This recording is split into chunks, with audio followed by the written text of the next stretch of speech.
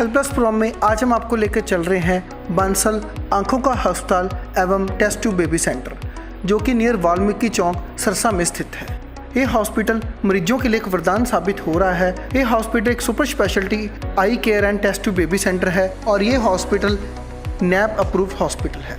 यहाँ पर हरियाणा सरकार, आयुष्मान भारत, ECIC के तहत पित्ते की पथरी, हर्निया, अपेंडिक्स, बच्चेदानी एवं सफेद मोती का निःशुल्क ऑपरेशन किया जाता है। हॉस्पिटल के 45 वर्ष पूरे होने जा रहे हैं, जो कि हॉस्पिटल के लिए बहुत ही बड़े गर्व की बात है। डॉक्टर MR बंसल और डॉक्टर प्रोमिना बंसल जी, जो कि पिछले लंबे समय से यहाँ पर अपनी सेवाएं दे रहे हैं और मरीजों के लिए एक वरदान है, और उनके साथ साथ उनके बेटे और पुत्र वधू डॉक्टर माही बंसल और डॉक्टर शैलजा बंसल भी बहुत ही बढ़िया तरीके से अपनी सेवाएं दे रहे हैं। डॉक्टर माही बंसल जी आंखों के मरीजों के लिए एक वरदान है और डॉक्टर शैलजा बंसल गायनेकोलॉजिस्ट हैं और इनफर्टिलिटी स्पेशलिस्ट हैं। हमारी पंजाब प्लस की टीम के द्वारा हॉस्पिटल के अलग अलग डिपार्टमेंट्स को विजिट किया गया। हमारी टीम ने डॉक्टर साहब के साथ बातचीत की, जिन्होंने हमें अस्पताल के बारे में विस्तार से जानकारी दी। आइए लेकर चलते हैं आपको बंसल आंखों का अस्पताल एवं test tube baby centre near Valmiki Chowk Sirsa. दर्शकों, पंजाब प्लस चैनल पे आपका स्वागत है। आज हम आए हैं एक ऐसा नाम डॉक्टर MR बंसल, जिन्होंने सारी ज़िंदगी सेवा की है सरसा के एरिया में एज ए MD मेडिसिन। अब उनके साथ साथ उनके बेटे जो आई के स्पेशलिस्ट हैं और पुत्र वधू जो कि IVF में अपना बहुत बड़ा नाम कमा रही है। और ये बंसल हॉस्पिटल जो कि आस्था का केंद्र बना हुआ है। पहले बात कर रहे हैं डॉक्टर MR बंसल जी के साथ। ऐसा स्वागत है आपका हमारे स्पेशल शो में। Thank you. डॉक्टर बंसल, क्या कहना चाहेंगे कि वो समय जब आपने अपनी प्रैक्टिस शुरू की, जब आपके हाथों में ये सफ़ा थी कि आप लोग हाथों से स्कैन करते थे और आज इतनी मॉडर्न मशीनरी आ गई है, क्या कहना चाहेंगे कि तब का और अब का कितना फ़र्क लग रहा है आपको? तब का और आज का तो बहुत फ़र्क है, ज़मीन आसमान का फ़र्क है।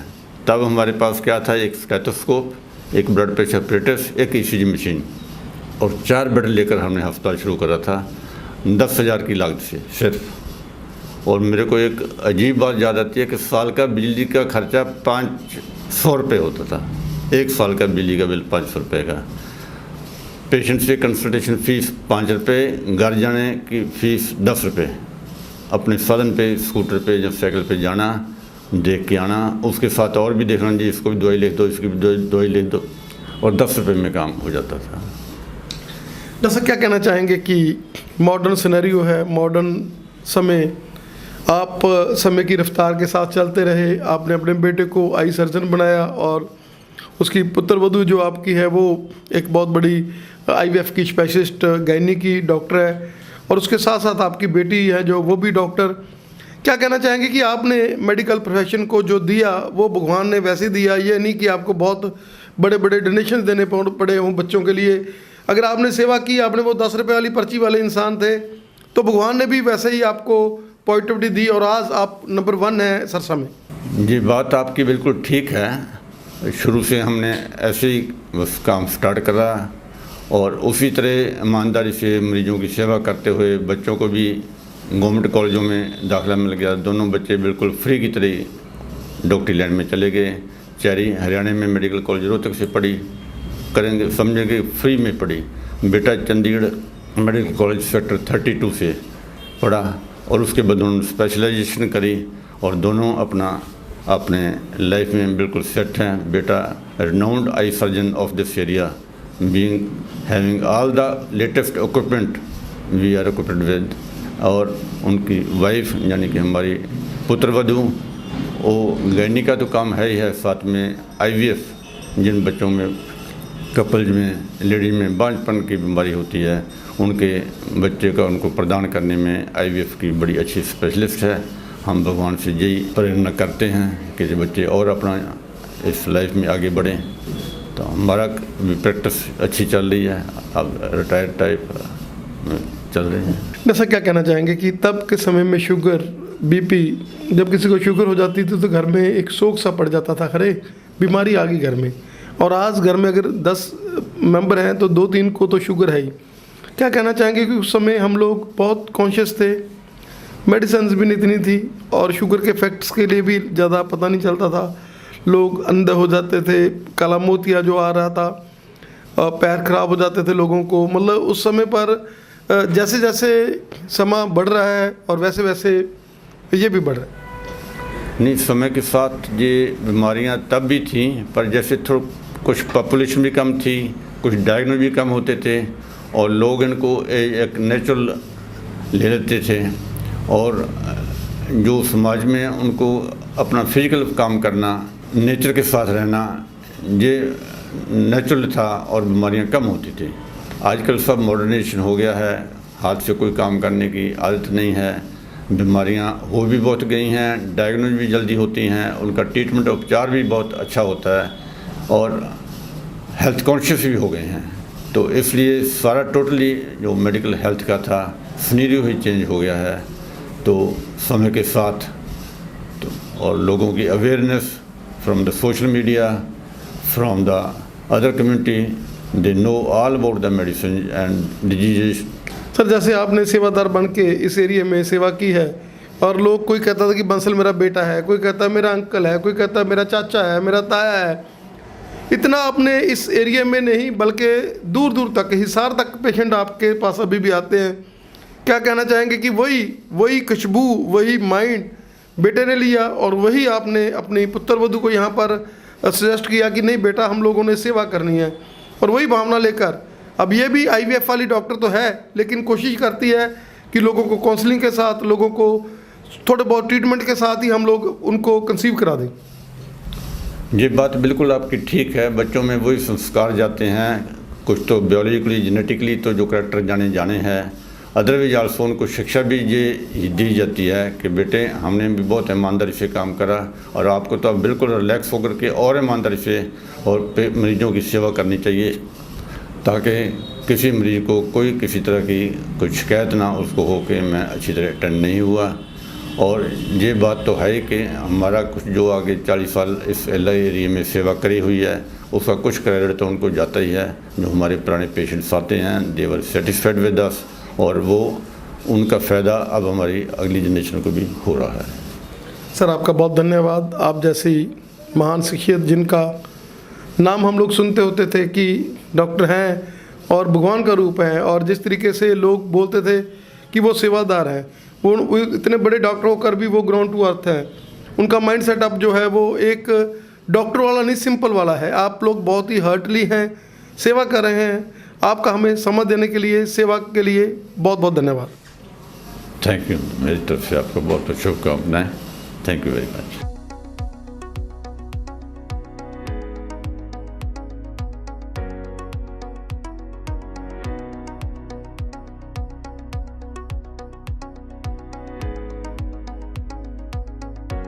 दर्शकों, पंजाब प्लस चैनल पे आपका स्वागत है। आज हम आए हैं बंसल हॉस्पिटल, एक ऐसा नाम जो कि गायनी के क्षेत्र में 45 वर्ष अपने पूरे कर रहा है और अभी आई का जो है एक सेवा का केंद्र बना हुआ है और IVF का। और बात कर रहे हैं डॉक्टर साहब के साथ जो IVF स्पेशलिस्ट हैं। डॉक्टर साहब, स्वागत है आपका हमारे स्पेशल शो में। धन्यवाद। डॉक्टर साहब, क्या कहना चाहेंगे कि ये हॉस्पिटल जो कि कॉम्बिनेशन है एक नए और पुराने का, माता श्री की जो 45 ईयर्स की प्रैक्टिस गायनी में और आपकी नई टेक्निक्स, क्या कहना चाहेंगे कि कोई भी पेशेंट आता है तो एक छत के नीचे उसको गायनी का, इनफर्टिलिटी का, हर तरह का जो इलाज है यहाँ मिलता है?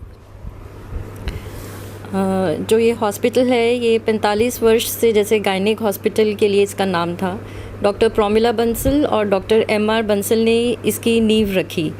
और 2008 में मैंने ज्वाइन किया और 2010 में मेरे हस्बैंड डॉक्टर मही बंसल ने भी ज्वाइन किया।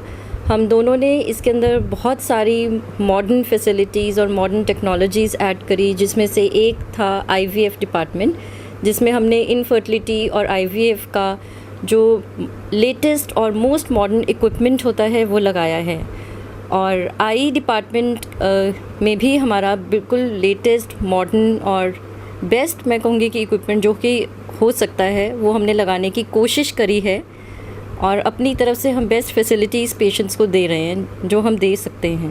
जैसा अगर हम बात कर लें आई की, जैसे आपने मॉडर्न जो मशीनरी यहाँ पर इंस्टॉल की हुई है और आंखों का ऑपरेशन, वो ऑपरेशन जो पहले बहुत ही जटिल होते थे वो आजकल विद इन मतलब डे केयरिंग हो गए हैं, क्या कहना चाहेंगे? आई में तो बहुत ज़्यादा एडवांसमेंट हुई है। हमारे हॉस्पिटल में जो मोतियाबिंद, जो कैटरेक्ट सर्जरी के लिए जो इक्विपमेंट यूज़ किया जाता है, वो फेको एमल्सिफिकेशन की जो बेस्ट मशीनरी है, जिसको सेंचुरियन विजन आई सिस्टम कुछ कहते हैं, वो है। इसके साथ साथ जो चश्मा उतारने के जो भी ऑपरेशंस हैं, लेसिक सर्जरी जिसको आम जनता बोलती है, वो सब की भी फैसिलिटी है। बाकी आई के लिए मेरे ख्याल से डॉक्टर मही बंसल आपको ज़्यादा अच्छे से बता पाएंगे। डॉक्टर साहब, अगर हम आईवीएफ की बात करें, क्या कहना चाहेंगे कि आज से 15 साल पहले 2008 में जब आपने ज्वाइन किया, तब का और अब का सिनेरियो बहुत ज़्यादा फ़र्क है। तब लोग एक्सेप्ट नहीं करते थे, खास करके मेल इनफर्टिलिटी के लिए तो बिल्कुल लोग एक्सेप्ट नहीं करते थे, लेकिन आजकल एक्सेप्टेंस आ गई है।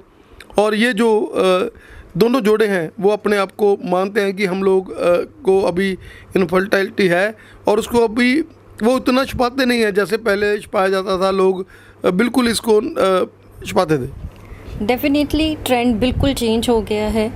लोग अब इनफर्टिलिटी की समस्या के सामने भी लेकर आ रहे हैं, लेकिन ये बढ़ भी रही है। पहले से ये बहुत बढ़ गई है, जिसके बहुत सारे रीजंस हैं। जैसे कि सबको मालूम है, late marriages is most common cause for that. लेकिन जो इनफर्टिलिटी के साथ सोशल स्टिग्मा जिसकी आप बात कर रहे हैं जुड़ा हुआ है, वो हमारे इंडियन कल्चर में जो रिमोट एरियाज़ हैं, विलेजेस हैं, या उतनी फॉरवर्ड फैमिलीज़ नहीं हैं, मैं कहूँगी, उनमें अभी भी ये काफ़ी हद तक है। ख़ास करके मेल इनफर्टिलिटी में लोग अभी भी उतना ओपन नहीं है इस इशू को लेकर जितना कि होना चाहिए। हम लोग उनको ये समझाते हैं कि इनफर्टिलिटी या बांझपन भी एक बीमारी की तरह ही तो है, और इसके लिए कई बार कोई एक पार्टनर ज़िम्मेदार होता है, और कई बार ये कोई भी नहीं होता, और कई बार दोनों भी होते हैं। तो इसको इतना छुपाने की या स्टिग्मेटाइज़ करने की ज़रूरत तो नहीं है, बट डेफिनेटली इस पे वर्क तो सोसाइटी देखो एज अ होल कर ही रही है। But I think it is going to take few more years जो ये स्टिग्मा है इसको रिमूव करने के लिए।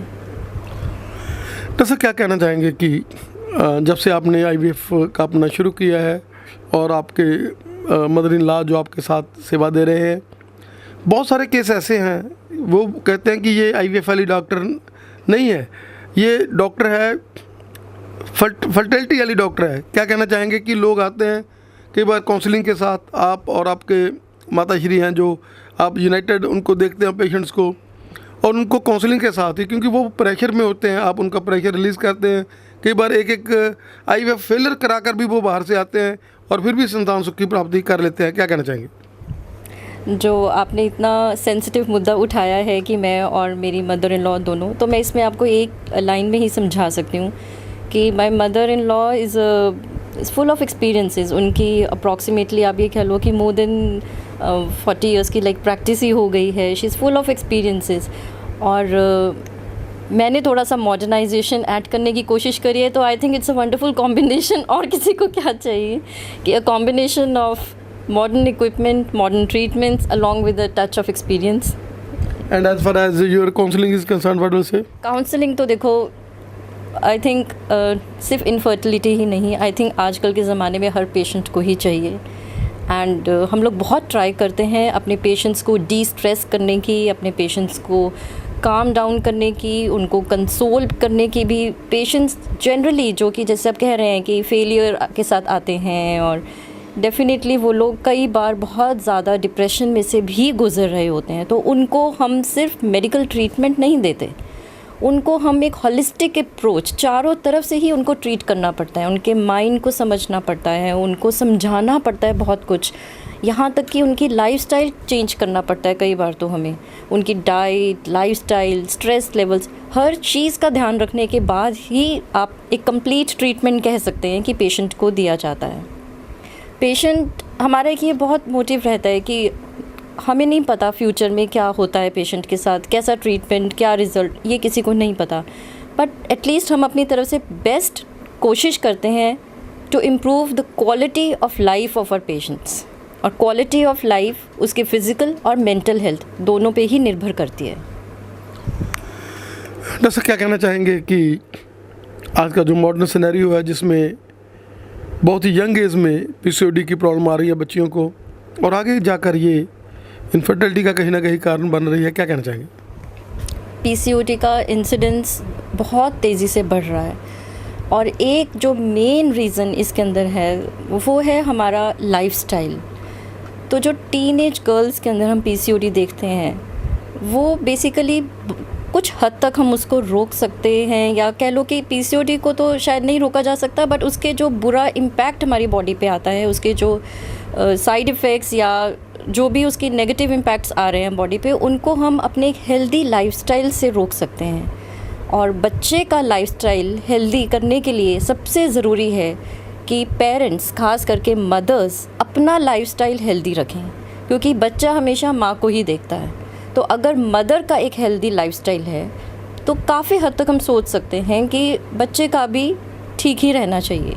तो बेसिकली हमें एज पेरेंट्स अपना लाइफस्टाइल हेल्दी रखना चाहिए, हमें अपनी हेल्थ का ध्यान ओवरऑल रखना चाहिए, लाइक डाइट एंड एक्सरसाइज, और बच्चों को भी हमें यही समझाना चाहिए। तो पीसीओडी का इंसिडेंस धीरे धीरे अपने आप ड्रॉप ही करेगा। जैसे क्या कहना चाहेंगे कि पहले ज़माने में जैसे साइकिलिंग थी और साइकिलिंग के साथ थोड़ी गेम्स थी, आजकल इंडोर ज़्यादा जो है बच्चों की एक्टिविटीज़ हो गई हैं। उसके साथ साथ जिम की बात कर लें, हम लोग जिम लोग जाते हैं, वो सिनेरियो और इस सिनेरियो में क्या कहना चाहेंगे कि नो डाउट कि वो लोग अपना रूटीन भी फॉलो करते हैं, वो जिम में भी जाते हैं, लेकिन फिर भी जो है पीसीओडी रहता है। और पहले का ज़माना था जैसे वो बिल्कुल फ्रीक्वेंटली लोग खेलते थे, करते थे, और उसमें लड़कियों को बहुत ही कम, ये बड़ी एज में आने वाली मतलब बीमारी होती थी पीसीओडी। जो ये डिजिटल वर्ल्ड के अंदर हम लोगों के बच्चे आजकल रहने लग गए हैं, टीवी, मोबाइल, लैपटॉप, ये तो एक सबको ही पता है आज के ज़माने में कि ये डिज़ीज़ की तरह बन गया है और बहुत ज़्यादा एडिक्शन हो गई है। हमें ही, बड़ों को ही हो गई है, बच्चों को तो होनी ही है। और उसकी वजह से बच्चों की इतनी प्रोलॉन्ग्ड सिटिंग, घंटों घंटों बैठे रहना, एक ही चेयर पे बैठे रहना, उससे ओवरऑल क्या होता है कि आपने दिन में आप जिम चले गए या आपने योगा कर लिया, आपने 1 घंटा एक्सरसाइज कर ली और उसके बाद आप सारा दिन बैठे रहें, तो क्या उसको आप हेल्दी लाइफस्टाइल कहेंगे? नहीं कह सकते। आप जिम ना करें, योगा ना करें, कुछ ना करें, पर आप दिन भर अगर आप एक्टिव हैं, आप अच्छी डाइट लेते हैं और हर आधे पौने घंटे के अंदर उठ के आप एक राउंड लगाते हैं, जो ये डिजिटल इक्विपमेंट्स हैं इनका कम यूज़ करते हैं या मॉडरेशन में करते हैं, तो आपको क्या लगता है, मैं आपसे पूछती हूँ कि दोनों में से क्या हेल्दी है? मेरे ख्याल से आप भी जानते हैं कि पूरा दिन भर जो इंसान अपना ध्यान रख रहा है, एक्टिव रह रहा है, एक हेल्दी लाइफस्टाइल फॉलो कर रहा है, वो ही एक्चुअल में उसको हम हेल्दी कहेंगे। सिर्फ नाम के लिए एक्सरसाइज करना कि हमने दिन में आधा घंटा वॉक के लिए हम चले गए और हम हेल्दी हैं, ये तो सिर्फ बस कहने के लिए ही है। बट एक्चुअल हेल्थ जो होती है वो ओवरऑल आप अपने दिन में कितने एनर्जेटिक रहते हैं, कितने एक्टिव रहते हैं, क्या खाते हैं, क्या सोचते हैं, कैसे बिहेव करते हैं, उन चीज़ों पे निर्भर करता है। तो वर्चुअल या डिजिटल वर्ल्ड के तो जो नुकसान हैं वो बहुत सारे हैं, हम सबको ही पता है। तो उसमें से एक है कि उसने हमारा लाइफस्टाइल टोटली चेंज कर दिया है। हम लोग जब छोटे थे तो स्कूल से आना और बाहर फ्रेंड्स के साथ खेलने जाना और ये सब रूटीन होता था। आजकल बच्चे आते ही लैपटॉप और मोबाइल पे लग जाते हैं, ऑनलाइन क्लासेस होती हैं उनकी या ऑनलाइन गेम्स। तो इस वजह से लाइफस्टाइल तो देखो नो डाउट ख़राब हो ही रहा है और we need to keep a check on that. Plus diet, fast food कितना ज़्यादा अब्यूज़ होने लग गया है। मतलब आई थिंक कोई ऐसा घर नहीं होगा जिसमें हफ्ते 10 दिन में एक बार ही ज़ोमेटो ना से ऑर्डर ना होता हो कुछ ना कुछ। तो इन चीज़ों से डाइट तो मेन होती है आपके लाइफस्टाइल के अंदर। तो डाइट हेल्दी नहीं होगी तो आपकी ओवरऑल हेल्थ अच्छी हो ही नहीं सकती। वेट गेन, ओबेसिटी, ये चीज़ें बढ़ेंगी ही बढ़ेंगी।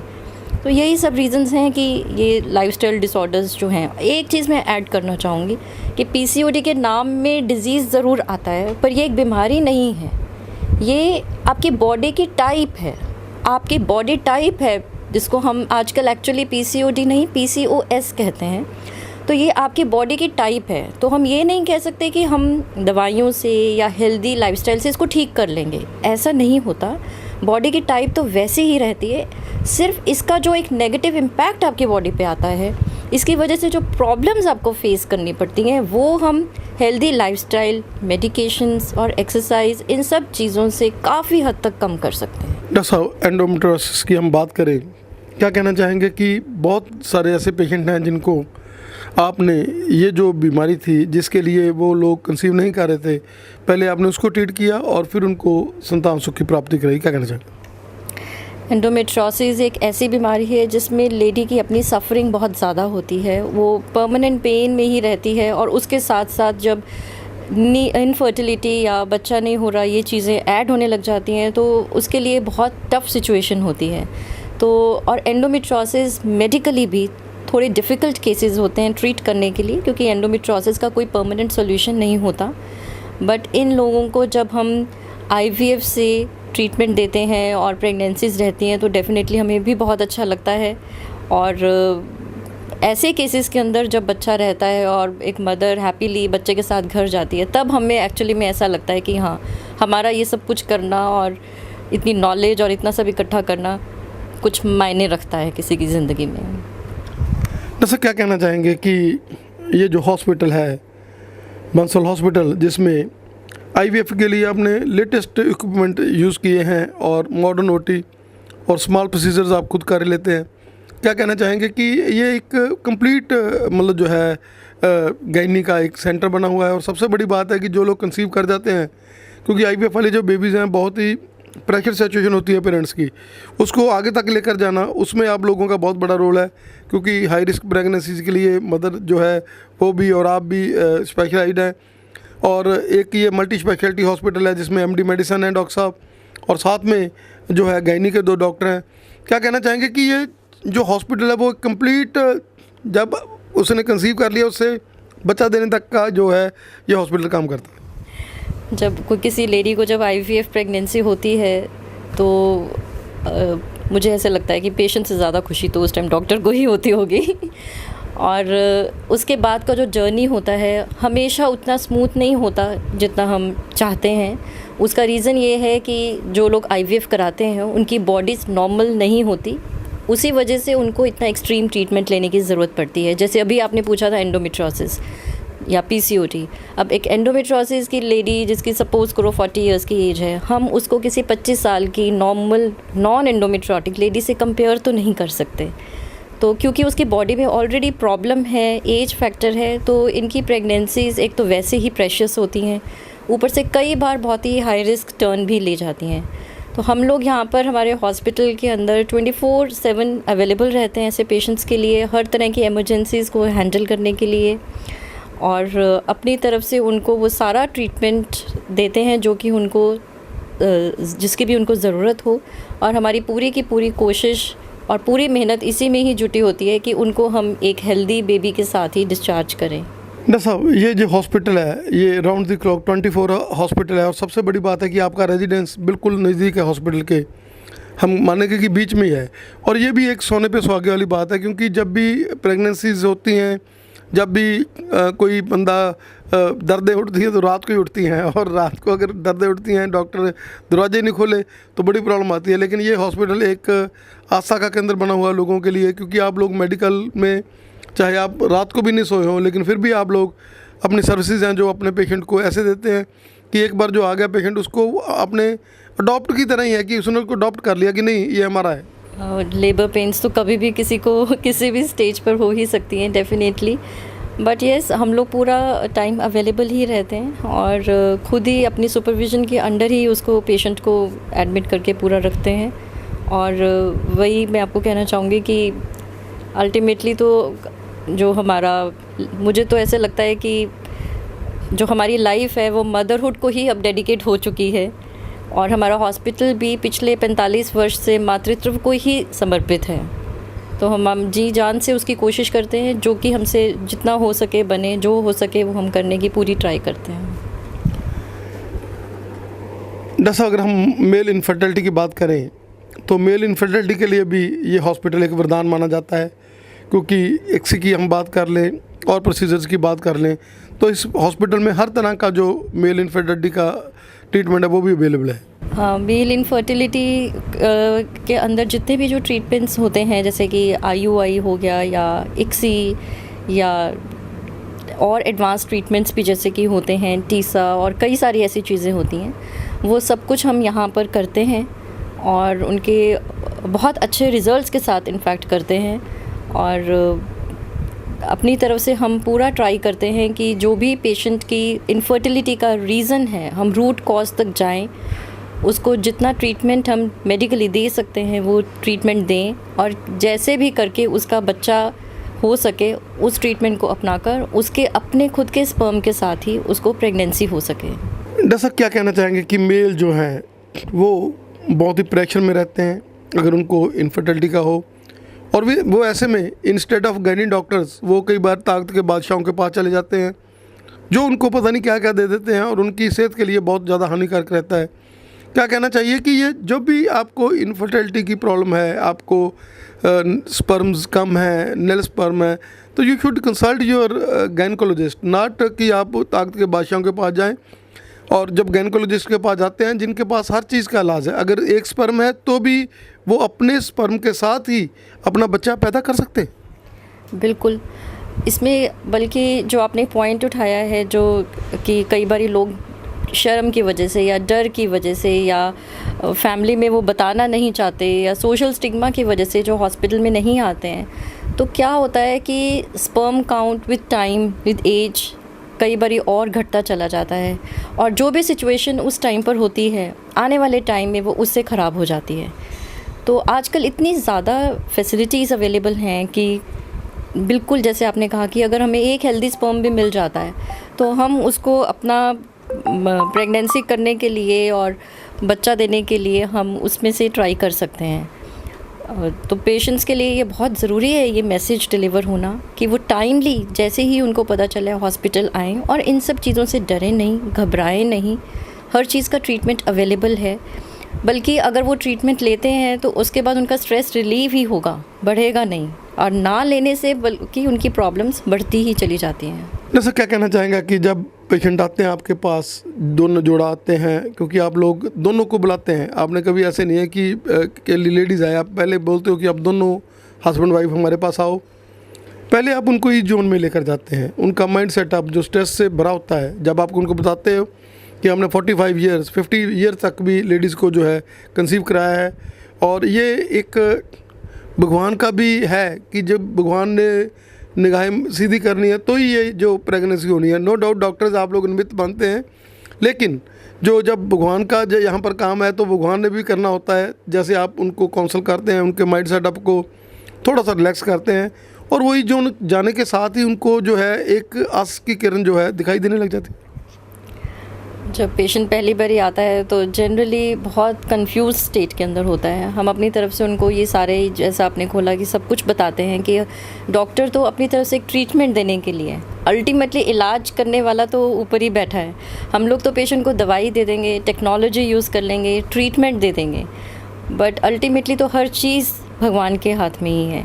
किसी इंसान को IVF से पहले साइकिल में प्रेगनेंसी हो रही है, किसी को हो ही नहीं रही है, तो इन चीज़ों का देखो कोई प्रेडिक्शन तो नहीं होता, बट ये चीज़ तो आप जब ट्रीटमेंट लेने के लिए पेशेंट आता है तो मुझे लगता है आजकल सब इतनी बेसिक रिसर्च तो सबने करी होती है, तो इस सब का आइडिया उनको ऑलरेडी होता है।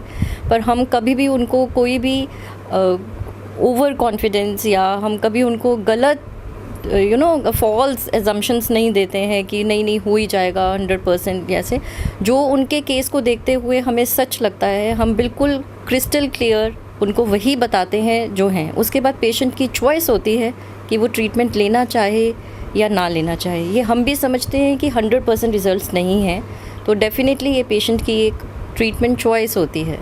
तो अगर उनको लगता है कि ठीक है वो ट्राई करना चाहते हैं तो ही हम उनको इस प्रोग्राम के लिए एनरोल करते हैं। जैसा ये हॉस्पिटल जिसमें एम्प्लॉयमेंट स्कीम्स जो हैं वो सारी यहाँ पर लागू होती हैं, और उसमें आपका अलग से सेल बना हुआ है। क्या कहना चाहेंगे कि यहाँ का पर पेशेंट को अगर उसने आइस का कोई कराना है या कोई गायनी के संबंधित जिनके पास कार्ड्स बने हुए हैं तो उनके लिए एक अलग से सेल है, और उन लोगों को भी वैसे ही ट्रीट किया जाता है जैसे हम अपने जो नॉर्मल रूटीन वाले पेशेंट्स हैं उनको ट्रीट करते हैं। एब्सोल्युटली, इसमें तो कोई डाउट ही नहीं है। हमारे पास कोई भी पेशेंट, आप एम्पैनलमेंट की बात कर रहे हैं, एम्पैनलमेंट तो अलग चीज़ हो गई। मैं कहूँगी कई बार कोई बहुत पुअर पेशेंट्स भी आ जाते हैं जिनको हमें ही लगता है देखकर कि इतने मुश्किल से वो करा रहे हैं। आप बिलीव नहीं करेंगे, but every year almost 400 I surgeries तो हम टोटली फ्री ऑफ कॉस्ट कर रहे हैं, जिस टोटली फ्री हर साल। तो आप मान लीजिए कि अगर 10-11 साल से हमारा आई विंग चल रहा है तो कितनी सर्जरीज़ हो गई होंगी। तो एब्सोल्युटली सेम ट्रीटमेंट दिया जाता है, बिल्कुल 19-21 का भी फ़र्क ही नहीं है। ये तो कभी दिमाग में आता ही नहीं है। हमारे लिए हर पेशेंट बराबर है, चाहे वो पेमेंट दे रहा है नहीं दे रहा है। ट्रीटमेंट देते वक्त ये सब नहीं सोचा जाता, बिल्कुल भी नहीं सोचा जाता। डॉक्टर साहब, on the completion of 45 year जब जो होने जा रहे हैं, आपका हमारी पंजाब प्लस की टीम के माध्यम से बहुत बहुत कंग्रेचुलेशंस आपको कि आप एक नया चेहरा जुड़े हैं 15 साल से, और आपने भी वही सेवा जो आपने के फादर इन लॉ ने, मदर इन लॉ ने की है, और वही जैसे वो उनको बुलाते थे, ये हमारा चाचा है, ये हमारा ताया है, वो आप लोगों को भी उसी में आपको और डॉक्टर साहब को उसी अपनी श्रेणी में और उसी अपनी फैमिली में ले आए हैं। आपका हमें समय देने के लिए बहुत बहुत धन्यवाद। बहुत बहुत शुक्रिया, बहुत बहुत धन्यवाद। मैं बस इतना ही कहूँगी कि अपनी तरफ से हमने हमेशा एक एक्सीलेंस अचीव करने की कोशिश करी है, और जो हम कमिटेड हैं अपनी सर्विसेज के लिए, ट्रू और ट्रस्ट और फेथ के ऊपर जो एक सर्विसेज देते हैं, हम उसी के ऊपर खरे उतरेंगे, और हम आपकी जितनी भी एक्सपेक्टेशंस हैं उनको पूरी करने की पूरी ट्राई करते रहेंगे। Thank you so much. दर्शकों, पंजाब प्लस चैनल पे आपका स्वागत है। आज हम आए हैं बंसल हॉस्पिटल, जो कि 45 साल अपने कंप्लीट करने जा रहा है, और बात कर रहे हैं डॉक्टर प्रोमिला जी के साथ, जो 40 साल से अपनी गायनी में सर्विस दे रहे हैं। और सबसे बड़ी बात है कि आज सेकंड थर्ड जनरेशन तक आ गए हैं जिनको इन्होंने कंसीव कराया है, जिनको गायनी के जिन्होंने बच्चे के लिए डिलीवरी के जो केस इन्होंने सॉल्व किए हैं। डॉक्टर साहब, स्वागत है आपका हमारे स्पेशल शो में। Thank you. डॉक्टर साहब, क्या कहना चाहेंगे कि वो सिनेरियो जब आपने हॉस्पिटल शुरू किया और जब आपके हाथों में सफ़ा थी, आप लोगों को पता चल जाता था, अल्ट्रासाउंड या ये चीज़ें नहीं थी, क्या कहना चाहेंगे? उस समय भी आप लोग डिलीवरी देते थे और बहुत 3-3, 4-4 लोग बच्चों को जन्म देते थे। क्या कहना चाहेंगे कि आज का सिनेरियो है, एक आधा बच्चा होना है लेकिन वो भी पैकेट ही आना है, उसमें भी बहुत ज़्यादा जो है टेंशन के लेवल बड़े रहते हैं, क्या कहना चाहेंगे? हाँ, उसके लिए काफ़ी एक्सपीरियंस और काफ़ी मेहनत चाहिए। बाकी ये भी ठीक है, अब इससे पूरा एक्यूरेट पता चल जाता है, पर उसमें भी एक्यूरेसी कोई कम नहीं थी। सारा बिना ही इक्विपमेंट के और नॉलेज से ही काम किया। जैसे क्या कहना चाहेंगे कि वो नॉलेज और आज का जो मॉडर्न सिनेरियो है, जिसमें आपको एक पुत्रवधू के रूप में एक मॉडर्न डॉक्टर मिल गई है और नई मशीनरी, क्या कहना चाहेंगे कि ये तो सोने पे सुहागा है? अब आपको हर चीज़ जो है वो एक मैग्नाफाइड मिल रही है, और उसके साथ साथ जो पुत्रवधू है जो नई टेक्निक से लेकर आई है, तो ये एक कम्बिनेशन ऐसा है जिसके साथ कि गायनी का ये नो डाउट सेंटर था, लेकिन 15 साल से ये और भी लोगों के आस्था का केंद्र बन चुका है। हाँ, वो तो है ही, क्योंकि जब तक पूरी एक्यूरेसी ना हो, मॉर्टेलिटी रेट मदर का और बच्चे का, उस पर बहुत फ़र्क पड़ता है, और पेशेंट को भी सेटिस्फेक्शन रहता है। जैसा क्या कहना चाहेंगे कि हाई रिस्क प्रेगनेंसीज़ के लिए डॉक्टर जो हैं, अगर हम बात कर लें सासा की डॉक्टर, वो पहले भी आपको बुलाते थे, आज भी आपको बुलाते हैं, क्या कहना चाहेंगे कि हाई रिस्क प्रेगनेंसी में आपका बहुत बड़ा हाथ है? हाँ, ये इक्विपमेंट से और ये नई टेक्निक से, वो तो हाई रिस्क प्रेगनेंसी तो पूरी कवरेज है, 100% बिल्कुल सेफ़ हो गई है। जैसे अगर हम इस हॉस्पिटल की बात कर लें तो यहाँ पर पेनलेस डिलीवरीज और उसके साथ साथ इनफर्टिलिटी की बात कर लें, उसके साथ साथ प्रोसीजर्स की बात कर लें, तो एक कंप्लीट गायनी सेंटर है जिसमें एक बार बंदा आ जाता है तो वो गायनी की तकरीबन हर तरह की जो फैसिलिटी लेकर जाता है। हाँ, वो तो है, क्योंकि पहले तो सारा विदाउट दिस पेनलेस डिलीवरी काम चलता था। अब तो पेनलेस डिलीवरी भी करा सकते हैं, और टाइम पे जब ज़रूरत हो तो सिजेरियन भी कर सकते हैं। तो अब तो पूरा 100% सेफ़ है हर एक चीज़। जैसा क्या कहना चाहेंगे कि आपके समय में ज़्यादा जो है नॉर्मल डिलीवरीज होती थी, लेकिन आजकल की लड़कियां भी पेन कम मतलब जो है बियर करती हैं, और उसके साथ साथ उनकी जो सोशल हेल्थ है वो भी उतनी बढ़िया नहीं रही जैसे पहले होती थी। क्या कहना चाहेंगे कि आज सिजेरियन की ज़रूरत जो ज़्यादा पड़ रही है पहले से? हाँ, आज तो सिजेरियन की ज़रूरत बहुत ज़्यादा पड़ रही है। वो एक तो ये है कि वो मेंटल हेल्थ भी उनकी ऐसी हो गई है कि पेन नहीं लेना बिल्कुल भी, और ऐसा नहीं है कि वो कुछ ऐसे भी केसेस हैं जो कि करना भी चाहते हैं पर उनकी फ़िज़िकल हेल्थ नहीं अलाउ करती, क्योंकि उस तरह की एक्सरसाइजेज और एक्टिविटीज़ नहीं रह गई हैं। और ना ही उनका उस तरह का न्यूट्रिशन है। जैसा कुछ समय था कि लेडीज़ कनक धोती धोती जो है बच्चे जन्म लेती थी, और आज का समय है कि उसके लिए बहुत ज़्यादा परहेज़, बहुत ज़्यादा अल्ट्रासाउंड्स, क्या कहना चाहेंगे? हाँ, कुछ ज़्यादा ही है, कुछ थोड़ा बहुत तो कम कर सकते हैं, पर वो पेशेंट भी नहीं मानते, साइकोलॉजिकली वो उसी को अच्छा मानते हैं, फिर उसी हिसाब से फिर करना भी पड़ता है।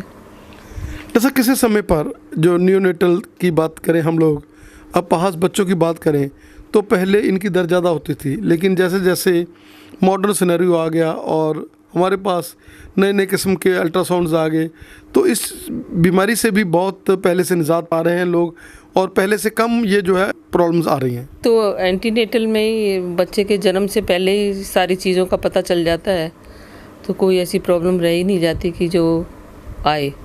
जैसा क्या कहना चाहेंगे कि एथिक्स के साथ आप लोगों ने सेवा शुरू की, बेटा आया, पुत्र वधू आई, और वही एथिक्स आज भी कायम है, और वही लोग मानते हैं कि ये हमारे जैसे रिलेटिव हैं, उनको ऐसे ही फीलिंग होती है। गांव के दूर दूर तक लोग, हिसार से लोग आते हैं, गंगानगर से लोग आते हैं, हनुमानगढ़ से लोग आते हैं, बहुत दूर दूर से जो आपके पेशेंट्स जो आपके साथ जुड़े हुए हैं वो आते हैं। आगे उनकी बेटियाँ जो बेटे बेटी मैरिज हो जाती है तो वो उनको वहाँ से ही लेकर आते हैं कि नहीं, हमने तो उन्हीं के पास जाना।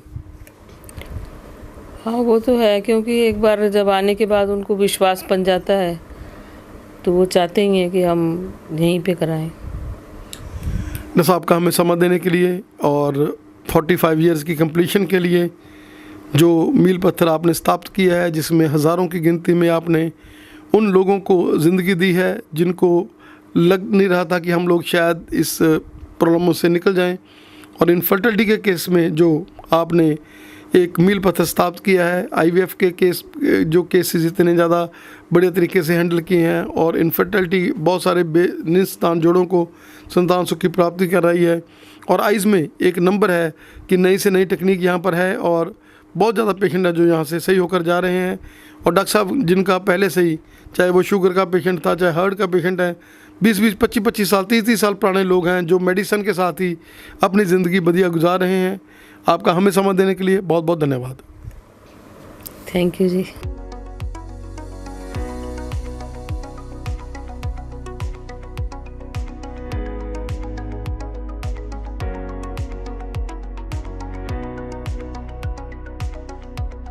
On the eve of completion of 45 years of Bansal Hospital, which is eye hospital, IVF hospital, gynae hospital, हम लोग बात करेंगे यहाँ के स्टाफ के साथ।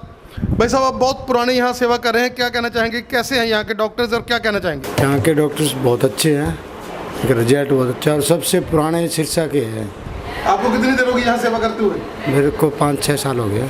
और बढ़िया सारे पास एटमॉस्फेयर बहुत अच्छा है जी। हम देख सकते हैं कि पेशेंट्स के लिए लिफ्ट दी गई है। अभी हम हैं IVF के सेंटर में, और देख सकते हैं कि मॉडर्न टेक्निक से बना हुआ है, और मैडम जो हैंडल करते हैं साथ में डॉक्टर साहब के, और ये स्मार्ट से बॉय हैं जो करते हैं, इनके साथ हम बात करेंगे। आप दोनों का स्वागत है हमारे स्पेशल शो में। ये हमारा IVF फ्लोर है। यहाँ पे हमारी पूरी IVF की लैब है, एंड्रोलॉजी लैब है, वो सारा हम आपको दिखाएंगे अभी। आप एक बार पहले हमारी IVF की पूरी लोकेशंस देख सकते हैं कि कैसे कैसे कितना क्लीन IVF का एरिया हमें रखना पड़ता है प्रॉपर। यहाँ पे एंट्रेंस के लिए हमारे शूज़ और वो सब यहीं पे अभी चेंज हो जाएंगे। आप देख सकते हैं कि ये हमारा IVF का फ्लोर है सारा। यहाँ पे हमारे एक तरफ ऑपरेशन थिएटर आ गया जी, इस तरफ ये एंड्रोलॉजी लैब आ गई। इस लैब के अंदर हमारे IVF के पूरे इक्विपमेंट, ICSI के, IUI के सारे इक्विपमेंट्स हैं। पीछे इस तरफ हमारे अल्ट्रासाउंड का एरिया है। ये जिन पेशेंट्स की हमें मैडम को नीड लगती है उनके हिसाब से पेशेंट का अल्ट्रासाउंड मैम करके यहीं उनको देख लेते हैं। और इस तरफ ये हमारी सीमन लैब, IUI रूम इस तरफ हैं। इसमें यहाँ पे IUI का प्रोसीजर इस तरफ किया जाता है। IUI रूम है, इसके अंदर IUI का प्रोसीजर किया जाता है।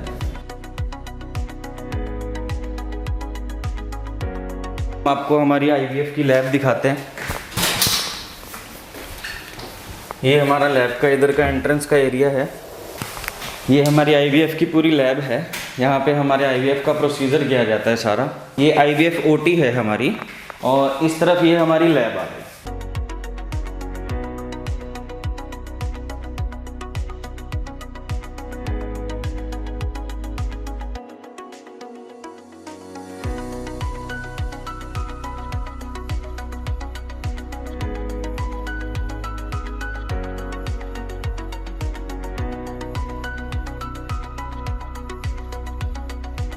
ये हमारी ICSI की मशीन है, इस पे हमारा ICSI का एग का प्रोसीजर होता है। और ये हमारा IVF का वर्क स्टेशन है, जिस पे पूरा IVF का काम, एग्स की जांच और वो सब देखा जाता है। और ये हमारे इंक्यूबेटर्स हैं जिनमें एग्स को सेफ रखा जाता है।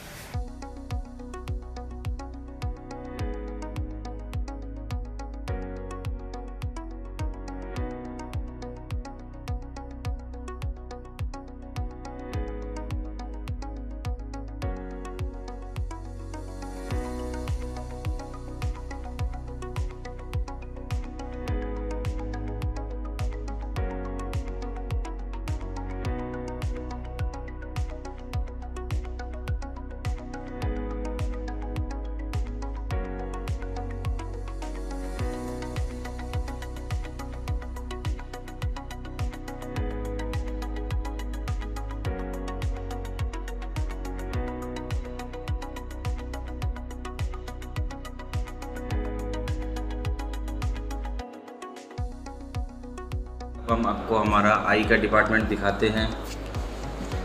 ये हमारा आई का स्टोर है, ये हमारा ऑप्टिकल स्टोर आ गया।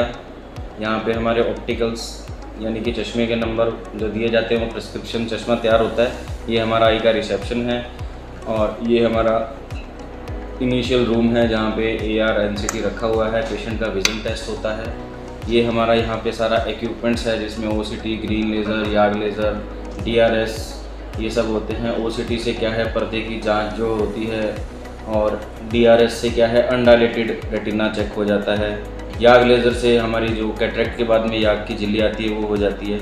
और ये हमारे हॉस्पिटल का आई का व्यू है जिसे आप देख सकते हैं। वेल फर्निश्ड आई हॉस्पिटल है हमारा इन सिरसा। ये हमारी आई की OPD है। आइए चलिए अब हम आपको हमारे आई के थिएटर रूम में लेके चलते हैं।